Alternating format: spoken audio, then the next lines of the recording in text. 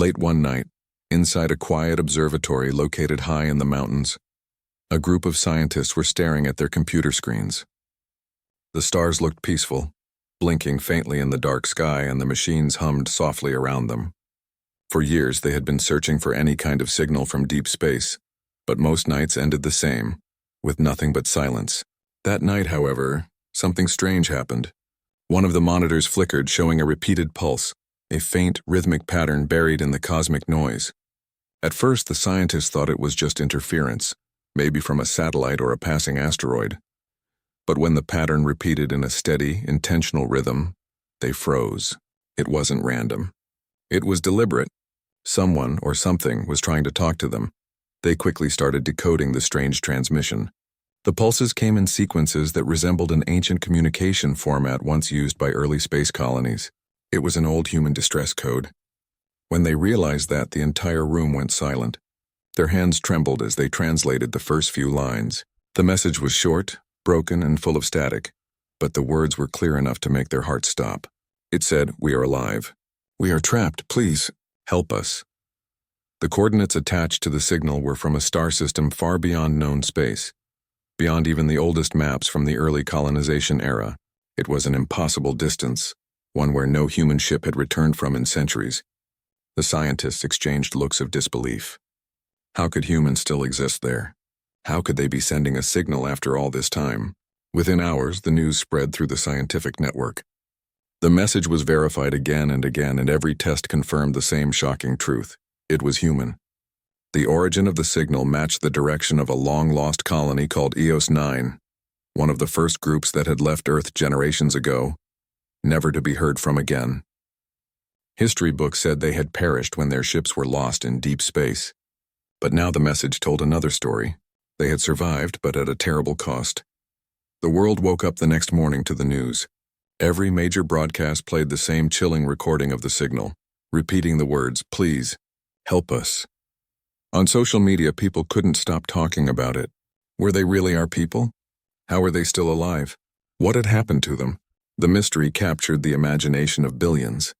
The idea that lost humans were crying for help somewhere in the galaxy stirred something deep inside everyone. It was like hearing the voice of a long-lost relative begging from across the stars. At first, governments tried to remain calm. Official statements said that the situation was under investigation and that more analysis was needed before any action could be taken. But behind closed doors, leaders were deeply unsettled. Earth had spent many decades in peace after the last great galactic war. Humanity had turned inward, tired of destruction. The fleets were dismantled, the weapons sealed away, and space exploration slowed. People had grown comfortable, but this message broke that comfort. It reminded them that the universe was not kind, that somewhere out there their own kind were suffering. In the following days, more fragments of the signal were decoded. It wasn't just a single cry, it was a series of desperate messages recorded over time. The voices were full of pain and fear. Some described attacks, others mentioned chains, mines, and shadows. The words painted a picture of a civilization enslaved by a powerful alien race. The last fragment ended with silence, as if the signal had been abruptly cut off. The world listened in horror. The thought that humans were being treated like this somewhere in the galaxy stirred both grief and fury. Dr. Elena Ward, the head of the observatory team, became the face of the discovery. She appeared on international broadcasts, her tired eyes reflecting the weight of what they had found. "We can't ignore them," she said softly in one interview. "If they truly are our people, then we must answer." Her words touched the hearts of millions. Across the world, people began holding vigils under the night sky. Children wrote letters addressed to the lost ones, and artists painted images of ships flying toward the stars to bring them home. For the first time in a century, humanity felt united in a shared emotion, a mix of compassion, sorrow, and a growing anger. That anger started small but spread quickly. Soldiers, veterans, and engineers began demanding that the old fleets be reactivated. "If they enslaved our people," one general said, "then they will pay for it." Scientists, too, began digging through archives for old star maps and forgotten technology. It was as if a long-dead spirit inside humanity had awakened. The peace that had once made them complacent now felt hollow. Something stronger was returning, the will to fight for their own. Even ordinary people felt it. Workers in factories started volunteering to help with whatever was needed. Mechanics offered to repair old space equipment. Astronauts who had long retired came forward to train a new generation. It wasn't just about revenge, it was about connection. The thought of those voices in the dark, begging for help, reminded everyone of what it meant to be human. To care, to protect, to never abandon your own. Meanwhile, debates erupted in the United Earth Council. Some leaders feared that acting rashly could reignite old wars or bring new enemies. Others argued that not acting would be the greater sin. "If we don't respond," one ambassador said, "then we prove that humanity's heart has died." The debate lasted for weeks, but the voices of the people grew louder every day. The pressure became too strong to ignore. Back at the observatory, Dr. Ward and her team kept monitoring the signal. One night, as the stars shimmered over the mountains, she stepped outside and looked at the sky. Somewhere out there, far beyond the visible stars, people were waiting. She imagined them, tired, broken, staring up at their own alien sky, praying that someone, somewhere, had heard them. Tears filled her eyes. For all her years of studying the universe, she had never felt it so alive, so personal. The stars weren't just distant lights anymore. They were bridges connecting the lost and the living. The following morning, a global broadcast was sent out. The president of the United Earth Council appeared, her expression solemn but determined. "A message has reached us," she said. "A cry from our forgotten brothers and sisters. We have listened, and we will answer." Her words were followed by thunderous applause across the world. People cheered, cried, and embraced. It was the moment everything changed. Humanity, once divided by politics and greed, suddenly remembered who they were. A family, bound not just by blood but by hope. That night, as celebrations filled the cities, the scientists at the observatory played the original recording one last time. The faint, trembling voice echoed through the speakers and everyone stood in silence. It wasn't just a message anymore, it was a promise. A promise that those who had called for help would never be ignored again. In that moment, something deep within humanity stirred, a fire that had long been sleeping. They didn't yet know what awaited them among the stars. But one thing was certain. The cry for help had awakened humanity's wrath, and the universe would soon remember why mankind was once feared and respected in equal measure. The observatory lights dimmed as the night deepened. Dr. Ward looked up at the sky again, whispering to the darkness, "Hold on, we're coming." The stars seemed to shimmer a little brighter, as if the lost ones had heard her. Somewhere, light years away, that faint hope flickered. Hope that the long-forgotten cry had finally been answered. The world had not seen such unity in more than 100 years. The signal from the lost colony had shaken the hearts of everyone, from the most powerful leaders to the simplest workers. The cry for help had spread through every city, every space station, and every settlement in the solar system. Humanity had lived in peace for decades, but that peace now felt fragile, even cowardly. People began asking themselves hard questions. What was the point of peace if it meant ignoring their own people suffering light years away? The old fears and divisions that once kept nations apart began to fade. Something powerful was happening across Earth and beyond. A shared awakening. In the beginning, the governments tried to keep things quiet. Meetings were held behind closed doors. Secret councils were formed and plans were drawn up in silence. But word spread faster than they expected. Journalists uncovered hints of military movements and scientific gatherings. Old space yards, which had been turned into museums or scrap yards, were suddenly being guarded again. When asked, officials denied everything, but people could see the truth in the sky. Massive lights flashing across the night as ships were being repaired and tested. The rumors were true. Humanity was waking up. On every continent, engineers returned to their workshops, dusting off blueprints that had not been touched in decades. Factories that once built peaceful exploration vessels now began producing parts for ships of war. The old interplanetary engines, once considered too dangerous and powerful, were brought back into development. Scientists who had retired long ago returned to their labs, their eyes glowing with the energy of purpose. The same world that had fallen asleep in comfort was now alive with motion. Among the people, there was a sense of pride that had been missing for generations. Families who had never known war found themselves talking about courage and honor. Young people lined up at newly reopened space academies eager to serve. Old veterans who had fought in the Great Galactic War were brought back as advisors. Their stories, once seen as reminders of dark times, were now sources of strength. "We fought before," they said, "and we'll fight again if it means saving our own." The United Earth Council, which had been weak and divided for years, suddenly found itself under intense pressure. The people demanded action. Across the world, massive demonstrations filled the streets, but not with anger. This time with unity. Crowds carried banners that said, "Answer the call and bring them home." There were no borders in those rallies, no colors or flags, just humanity standing as one. The council had no choice but to listen. After weeks of debate, they declared an emergency session that lasted 3 days. Every representative spoke, arguing about the risks and the consequences. Some feared that going to war again would destroy what little peace humanity had left. Others argued that ignoring the cry for help would destroy humanity's soul.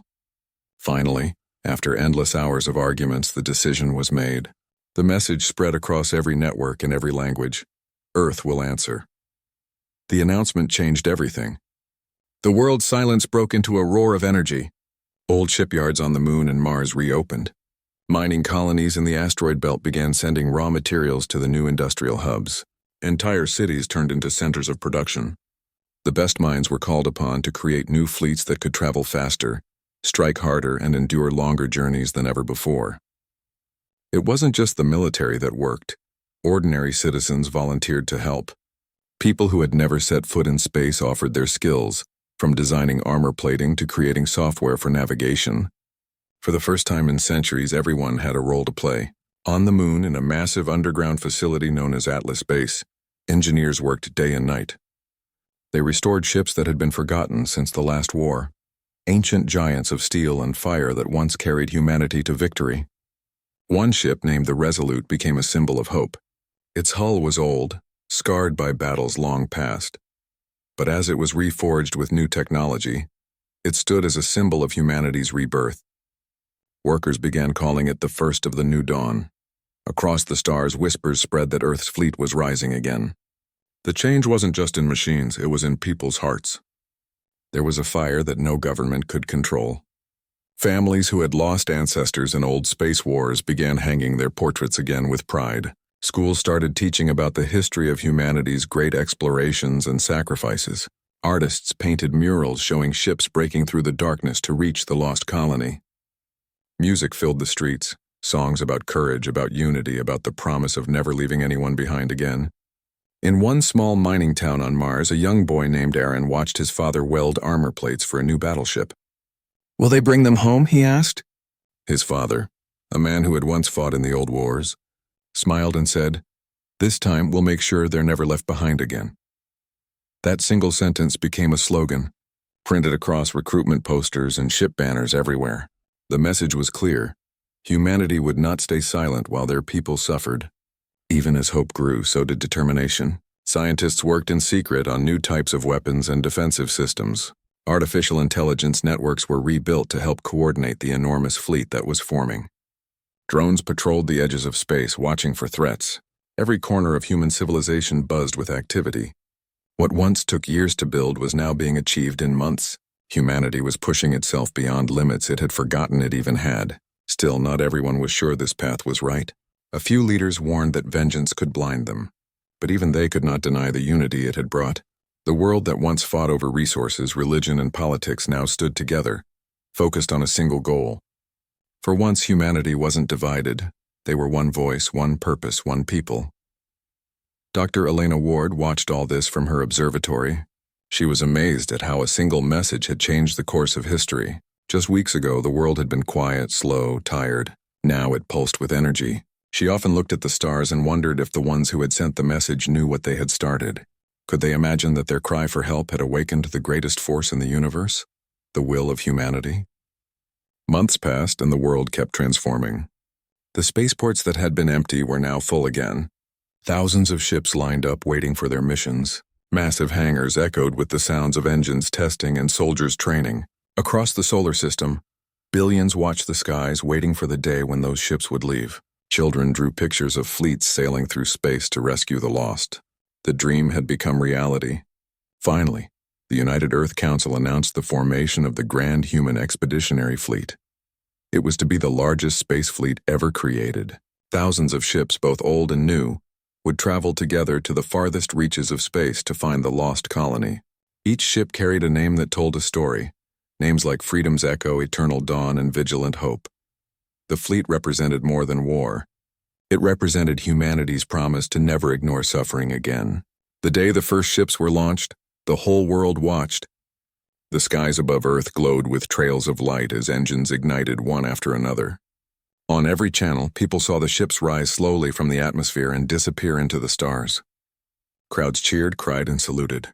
It was not a goodbye, it was a declaration. Humanity was no longer sleeping. The universe, which had forgotten their strength, would soon remember. Dr. Ward stood by the window of the control center, tears in her eyes. She whispered softly, "They're coming for you." She knew that somewhere, far beyond reach, the lost humans would feel something change in the air, as if hope had finally answered their call. The cry for help had done more than awaken fear or sadness. It had awakened unity, purpose, and wrath. It had turned an ordinary world into a storm ready to cross galaxies. The sleeping giant called humanity had finally risen again. The stars that once seemed cold now looked alive, burning with purpose. Every human heart beat with the same rhythm, echoing the same silent vow. "We heard you, and we are coming." The great day finally came when humanity's grand fleet was ready to leave Earth. Billions of people across the planet and colonies watched as the massive ship stood tall in the sky, gleaming under the light of the sun. They were more than just machines of war. They were symbols of unity, hope, and vengeance. Each ship carried not only soldiers but also scientists, doctors, engineers, and explorers. Every person aboard knew they were part of something far greater than themselves. They were going to bring their lost brothers and sisters home. The fleet's engines roared to life, shaking the air and rattling the ground beneath. Families stood together, watching the sky turn bright with fire as hundreds of ships rose into the heavens. Some people cried, some saluted, and others simply whispered prayers. They all knew this was not just a mission, it was history in motion. Humanity was leaving the safety of its home world once again, but this time not to explore or conquer. This time, it was to answer a cry for help that had haunted their hearts ever since it was heard. The fleet was led by Admiral Marcus Thane, an old veteran who had fought in the last Great War decades ago. His face was lined with age, but his eyes burned with the same determination as a young soldier. Standing on the command bridge of the flagship the Resolute, he looked out at the endless darkness ahead. "Let's bring them home," he said quietly. And with that order, the fleet accelerated, leaving Earth behind in a storm of light. As the ships moved farther away, the blue glow of Earth grew smaller and smaller until it became just another star among millions. The silence of space surrounded them. For weeks they traveled through known territories, passing old colonies, empty research stations, and forgotten battlefields. Some of the soldiers looked out of the windows and saw the wreckage of ships from ancient wars floating quietly, covered in space dust. It was a grim reminder of humanity's violent past. Yet this time felt different. This time their mission was born from compassion, not greed. Inside the ships, life was full of activity. Soldiers trained every day, scientists studied maps and signals, and engineers checked the engines constantly. The mood was a mix of excitement and tension. No one truly knew what they would find. The distress signal had come from a place beyond human charts, a region known as the Void Rim, a dark, mysterious part of space filled with strange energies and shifting gravity fields. No human had ever returned from there, and the stories that surrounded it were full of fear. Despite the dangers, the fleet kept moving. They had powerful navigation systems guided by the data from the old message. The path was long and dangerous. Along the way, they passed through a region filled with collapsing stars. The light bent strangely, and shadows seemed to move where there should be none. The crews could feel the weight of space pressing on them. Every time a ship passed through a gravitational storm, the metal groaned and alarms blared.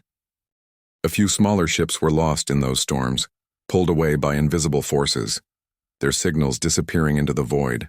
It was heartbreaking, but Admiral Thane ordered the fleet to continue. They couldn't turn back, not after coming so far. During one of these long journeys, a strange thing happened. The communication officers detected faint echoes in the static of deep space. It wasn't the original distress signal, but it sounded similar. Broken voices, crying out in fear.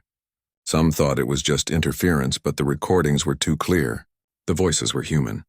"Help us," one whisper said faintly before cutting out. The fleet was filled with renewed energy. The message proved they were close. The lost colony was still out there, still alive, still calling. Weeks turned into months. The soldiers' faces grew harder, and the scientists became quieter. The deeper they went, the stranger space became. They found derelict alien ships floating in silence, destroyed by weapons unknown. The designs of those ships were unlike anything humanity had ever seen. Long black structures twisted like bones. No life signs were detected. It was as if entire civilizations had been wiped out. That discovery filled everyone with unease. Whoever had enslaved the lost humans had likely destroyed many others before them. One day, as the fleet moved past a red giant star, they found something even more disturbing. A planet was orbiting the dying star, completely shattered, its surface covered in scars of battle. As the ships approached, scanners detected faint traces of human technology on the surface. A small landing team went down, led by Captain Rhea Solis, one of the fleet's bravest officers. What they found chilled them to the bone. There were ruins of human settlements, structures built long ago by colonists. Everything was destroyed. The buildings were burned, the machines broken. On the walls of one surviving shelter, they found a message scratched by hand. "They came from the dark. We could not stop them." The writing was old, but the meaning was clear. The lost colony had been attacked long ago. The attackers were powerful, merciless, and still out there. Captain Rhea collected the data, along with a small metal pendant found in the ruins, a child's toy in the shape of Earth's moon. When she returned to the ship, no one spoke for a while. They all felt the same mix of grief and rage. After that discovery, Admiral Thane gave a new order. No stopping. No hesitation. "We keep moving." His voice echoed through the fleet. The ships accelerated faster, cutting through the darkness with renewed purpose. They were no longer just explorers, they were a storm-gathering strength. But the deeper they went, the stranger things became. Time itself seemed to twist in some regions. The navigators reported that their clocks weren't matching. Some ships experienced minutes that felt like hours. Others passed through fields where entire systems flickered like dying flames. It was as if the universe itself didn't want them to pass. Still, the fleet pushed through, using their combined strength to shield one another from the dangers of space. Finally, after nearly half a year of travel, they crossed the border into uncharted territory. The stars here looked different, darker, sharper, almost angry. Then one night the sensors picked up something massive ahead, a structure bigger than any ship ever built floating in space. It wasn't natural.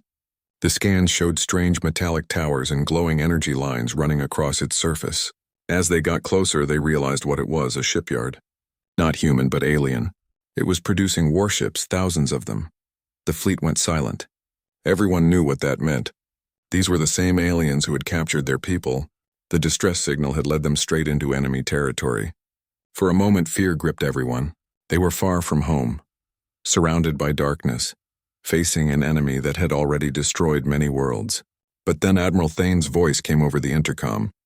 It was calm, steady, and strong. "This is what we came for," he said. "They wanted help, and help has arrived. Prepare for contact." The soldiers armed their weapons. The pilots checked their systems. The scientists monitored the energy signatures of the alien base, trying to understand their technology. Every heart beat faster. They were standing at the edge of humanity's greatest test. Suddenly, the alien shipyard came alive. Massive vessels began moving out from the shadows, their glowing red lights scanning the fleet. The aliens had seen them. The first battle was about to begin. The order to open fire hadn't been given yet, but the tension in the air was electric. Humanity was staring directly into the eyes of the enemy that had enslaved their lost kin. And then, from deep within the alien network, a final transmission came through the fleet's communication system. It was faint but unmistakable, a human voice. "If you can hear this," the voice said, weak and trembling, "we're still alive. Please hurry." That single message silenced every doubt. There was no turning back now. The fleet had come too far, lost too much, and sacrificed everything to get here. They would not stop until every captive was free. The cry for help that had started as a whisper across the stars had now become a roar in the hearts of every human aboard. Humanity's journey through the unknown had ended, not in fear, but in fury. The next step would be war, and the universe was about to learn what it truly meant to awaken humanity's wrath. The alien fleet came out of the shadows like a swarm of nightmares. Their ships were black and sharp, glowing with red energy that pulsed like veins through metal. The human fleet faced them in complete silence, engines burning softly in the dark. For a few moments there was nothing but stillness. Then the space between the two forces exploded into chaos. Lasers, plasma bolts, and missile trails filled the void. The first great battle for the lost colony had begun. Admiral Marcus Thane stood on the bridge of the Resolute, his eyes locked on the tactical display. Red dots representing enemy ships moved toward the blue ones at terrifying speed. "All ships engage," he ordered, his voice calm but firm. At once the human fleet opened fire. Thousands of cannons and railguns fired in unison, lighting up space like a storm of lightning. The sound didn't carry in the vacuum, but on every ship crews felt the rumble of their weapons shaking the decks beneath their feet. The aliens were fast, faster than any human had ever seen.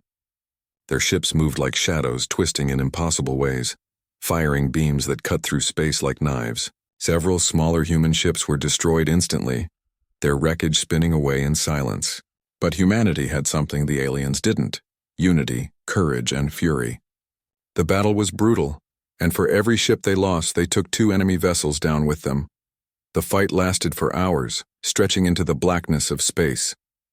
On the surface of a nearby planet, where the enslaved humans lived under alien control, the people looked up at the sky and saw flashes of light. At first they thought it was just another punishment from their masters, but then they noticed something different. The explosions were bright, fierce, and strangely beautiful. Whispers spread through the camps. Someone was fighting back. Someone had come. Back on the Resolute, Admiral Thane received new data from the scouts. The planet below wasn't just a mining world, it was a prison. Millions of humans were being held there, working in terrible conditions. The Admiral clenched his fists. "They've suffered long enough," he said. "Prepare ground assault units." Within minutes, dropships began launching from the human fleet. They burned through the planet's thin atmosphere, dodging enemy fire. On board, soldiers sat strapped in tight, clutching their weapons. Some prayed, some stayed silent, but all of them shared one thought: they were finally going to free their people. As the ships landed, they met heavy resistance. The aliens had built massive fortresses guarded by machines and soldiers unlike anything humans had ever faced. But the human troops were relentless. They charged through explosions using new technology that combined human ingenuity with AI precision. The battle on the ground was savage. Dust and fire filled the air, and the sky above roared with the sound of engines and gunfire. Among the soldiers was Captain Rhea Solis, the same officer who had discovered the ruins on the Red Planet. She led her team through the chaos, destroying alien defenses one by one. Her voice came through the communicator, steady and fierce. "They thought we'd never come," she said. "Let's show them what humanity does when one of our own calls for help." Her words spread across the network, boosting morale. The soldiers fought harder, pushing forward despite the losses. In one of the underground mines, hundreds of enslaved humans huddled together, listening to the explosions growing louder above them. A young girl named Lyra, born in captivity, looked at the ceiling and whispered, "It's the sky burning." An old man beside her shook his head, tears in his eyes. "No, child," he said softly. "That's home coming for us." Moments later, the metal doors of the mine burst open. Human soldiers stormed in, shouting in familiar language. The captives stared in disbelief. For the first time in generations, they saw faces that looked like theirs, not the cold, cruel faces of their alien masters. A soldier extended his hand to Lyra. "You're safe now," he said. The little girl didn't understand at first, but when he smiled, she began to cry. The people in the mine screamed with joy, hugging one another, realizing that the impossible had happened. They had been saved. Outside, the battle raged on. The alien command ships launched devastating counterattacks, destroying several human vessels. For a moment, it looked like the tide might turn, but Admiral Thane refused to retreat. He ordered the Resolute and the entire 2nd Division to break through the enemy's main line. The maneuver was dangerous, almost suicidal, but if it worked, it would destroy the aliens' central control ship. The fleet split into 2 wings. One group drew enemy fire while the other, led by the Resolute, charged straight toward the massive alien command vessel. The alien ship was colossal. the size of a small moon covered in armor thicker than anything humans had ever built. It fired enormous beams of red energy that could slice through ships like paper. One by one, the human escorts were torn apart. Still, the Resolute kept going, engines burning at maximum power. Inside the command ship, alien leaders watched the humans' desperate charge. They didn't understand. No species had ever dared attack them so recklessly. They thought humans would surrender, that fear would stop them. But humanity wasn't like any other race. They fought not for conquest, but for family. For the faces of the enslaved who had called for help. For every tear, every broken life, every cry that had gone unanswered. Finally, the Resolute reached firing range. Admiral Thane stood straight, his hand hovering over the command console. "Fire everything," he ordered. Every cannon, every missile, every weapon on the ship fired at once. The explosion was massive, blinding the screens across the fleet. The alien command ship trembled under the assault, its shields collapsing. But it wasn't enough. It was still standing. Then suddenly a voice came through the radio. It was Captain Rhea from the ground. "Admiral," she said, "we've captured the main energy node below the surface. If we overload it, it will destroy the whole alien network." Thane didn't hesitate. "Do it," he said. "For humanity." Down on the planet, Rhea and her team fought their way to the control center. She reached the glowing power core and pulled the final lever. "For the lost," she whispered. A massive surge of energy rushed through the alien systems. The ground shook violently. Above, the alien ships flickered and then began to explode one after another. The command ship cracked apart, bursting into light. The shockwave spread through space, tearing apart the enemy fleet. When the light faded, silence returned. The once mighty alien armada was gone. The enslaved humans were free. And the fleet that had come from Earth, though scarred and broken, still stood strong. Admiral Thane watched the burning wreckage drifting through space. "It's over," he said quietly, though his heart was heavy with the cost. Hundreds of ships were gone and thousands of lives had been lost. But they had done what no one else in the galaxy had dared to do. They had faced the darkness and won. On the planet's surface, as dawn rose for the first time in years, the freed people stood outside their ruined camps, staring at the sky. They could see the human ships hovering above, bright and shining like stars. Many of them fell to their knees crying and laughing at the same time. For generations, they had believed Earth was just a story, a myth told to children to give them hope. Now that myth had become real. Captain Rhea walked among the survivors, comforting them. She found Lyra again, the little girl who had seen the sky burn. The child ran up to her and hugged her tightly. "You came," she whispered. Rhea smiled and said, "We heard you." Back in orbit, the fleet began helping the survivors. Medical ships landed and supplies were distributed.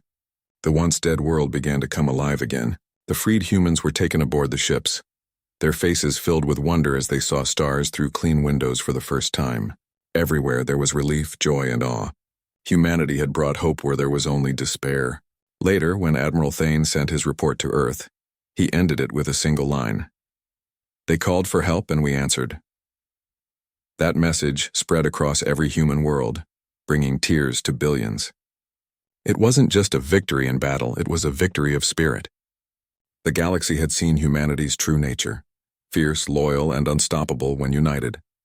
The war had been brutal, but it had also reminded everyone of who they truly were. Humanity had rediscovered its strength, not just in weapons, but in compassion. The cry for help had unleashed their wrath, yes, but it had also reignited their soul. And in that moment, as the first freed humans looked up at the stars, the universe itself seemed to grow a little brighter. The war was over, but peace did not come easily. Space was still filled with wreckage from the great battle. Broken ships floated silently, some still burning, others drifting like ghosts. The human fleet was damaged, and many soldiers never made it back. Yet despite the pain and loss, there was a strange feeling spreading through everyone. A quiet pride, a deep understanding that they had done something greater than themselves. Humanity had not just fought a war. They had saved their own kind from darkness. On board the Resolute, Admiral Marcus Thane looked out from the command deck. The stars seemed calmer now, brighter somehow. His ship was scarred, its hull blackened from fire, but it still stood strong. Around him, his crew worked tirelessly, repairing systems, helping the wounded, and transmitting messages to Earth. Each signal carried the same words. The colony is free. The people are safe. On the surface of the liberated planet, the air smelled of smoke and dust. The alien fortresses had been destroyed, leaving behind deep craters and twisted metal. But among that ruin, life was returning. The freed humans were setting up shelters, cooking food, and helping the injured. Many of them were still in shock. For years, they had lived under alien rule, their lives controlled by fear. Now they could walk freely, speak openly, and look at the sky without being punished. Some laughed. Some cried. Some just stood in silence, unable to believe it was real. Captain Rhea Solis walked through the ruins, her armor still scorched from battle. She looked at the people rebuilding their world and felt something warm inside her chest. These were the same people she had dreamed of rescuing when she first found the message buried in the alien ruins. The cry for help had started everything, and now she was seeing the answer with her own eyes. A small group of children ran up to her, smiling shyly. One of them handed her a small piece of metal shaped like a star. It was something they had found in the ruins. "For you," the little girl said. Rhea smiled and took it gently. "Thank you," she said softly. "Keep this sky bright, okay?" The children nodded, not fully understanding her words, but they could feel her kindness. Days passed and more human ships arrived to help. Engineers built communication towers, doctors treated the sick, and teachers started forming small schools for the freed children. The planet, once a prison, was slowly becoming a home again. Every sunrise brought new hope. The people who had been slaves for generations were now learning what it meant to live freely. For many, it was strange and overwhelming. They didn't even have words for freedom in their alien-taught language. But when they saw the human flag rising over the rebuilt base, they cheered with all their hearts. Meanwhile, messages of the victory reached Earth. Across the human colonies, people celebrated. Streets were filled with lights and music. Families who had lost contact with their relatives cried when they heard the news that survivors were found. For the first time in centuries, humanity wasn't divided by politics or distance, they were united by pride. The story spread everywhere. A forgotten cry for help had awakened humanity's strength. Children grew up hearing about the brave soldiers who crossed the stars to bring their people home. But even as the celebrations continued, Admiral Thane knew the galaxy was still dangerous. The aliens they had defeated were only one part of a larger empire. Somewhere out there, other species were watching humanity closely, realizing that humans were not weak or afraid. They were powerful, and when provoked, unstoppable. In secret meetings, alien leaders discussed the human victory with fear. Some wanted revenge, others wanted peace. But all of them understood one thing: humanity had changed the balance of the galaxy. Back on the freed planet, the humans began calling it Nova Terra, the New Earth. They built cities from the ruins, planting trees and growing crops where there had once been machines. Rivers that had been poisoned by alien mining began to flow clear again. Slowly, life returned to the soil. The people who had once been slaves now became pioneers, building a world that would stand as a symbol of resilience. They sent a message to Earth: "We are alive. We are free. We are home." Captain Rhea and her team stayed behind to help with reconstruction. Every day, she worked side by side with the survivors, teaching them how to use new technology, showing them how to build and defend themselves. At night, she would look up at the stars, where the wreckage of the alien ship still glimmered faintly like fading memories. Sometimes she thought about the soldiers who had fallen, the friends who would never see this new dawn. She whispered their names to the wind, promising that their sacrifice would never be forgotten. One evening, as the sun set over Nova Terra, Admiral Thane came down from orbit to visit the planet. He met with Rhea and the local leaders near a campfire. The sky above them was full of stars. "We did it," Rhea said quietly. Thane nodded, his face tired but peaceful. "Yes," he replied, "but this is only the beginning." She looked at him, confused. "The beginning?" The Admiral smiled faintly. "We've proven what humanity can do when we stand together. The galaxy will never see us the same way again. We need to be ready for what comes next." Rhea understood. Victory was not the end of the story. It was the start of something new, a new era where humanity would no longer be silent in the face of cruelty. They would explore, protect, and defend not only their own kind, but anyone who needed help. The cry for help that had once reached them had awakened something deep inside, the spirit of guardianship, of unity, of justice. Over the next few months, fleets of human ships traveled across space, answering distress signals, helping colonies in danger, and rebuilding lost worlds. Wherever there was suffering, humans came, not as conquerors, but as protectors. Other species began to trust them, calling them the shield of the stars. Yet among the alien empires that had once enslaved humanity, fear turned into hatred. They began forming secret alliances, preparing for revenge. One night, as the human fleet orbited Nova Terra, Rhea stood by a window, staring at the stars. She thought of the little girl Lyra, who had been freed from the mines. The child was now living in one of the new homes, smiling and laughing like a normal child should. Rhea smiled too, thinking how one small voice had changed the destiny of an entire galaxy. It had started with a single message, a desperate plea that traveled through the void, and it had ended with the birth of a new age. Admiral Thane sent one last report to Earth Command. In his calm, deep voice, he said, "Operation Dawnfire is complete. The people of Nova Terra are free. The alien threat has been neutralized. Humanity answered the call, and we will answer again whenever it comes." His words echoed through the communications network, broadcast to every colony, every ship, every outpost in human space. Across countless worlds, people listened in silence. And then, they applauded. Years later, monuments were built on Nova Terra. At the center of the largest city, there stood a tall statue, a figure of a soldier holding a broken chain in one hand and a glowing star in the other. At the base of the statue were engraved the words, "They called for help. We answered." Every year on the same day the battle was won, humans across the galaxy celebrated Unity Day. It became a reminder that no matter how far humanity spread, they were still one people bound by courage and compassion. Rhea visited the monument often. She would stand there quietly, touching the cold metal of the statue. Around her, children played and laughed, their voices filling the air. She knew that someday they would grow up hearing stories of this victory.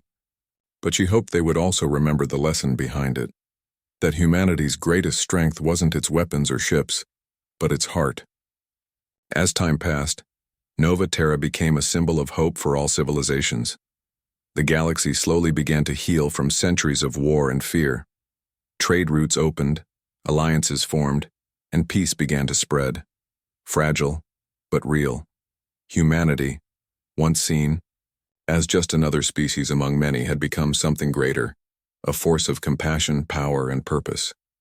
And somewhere, in the quiet corners of the universe, other enslaved worlds whispered to themselves, sending faint signals into the dark.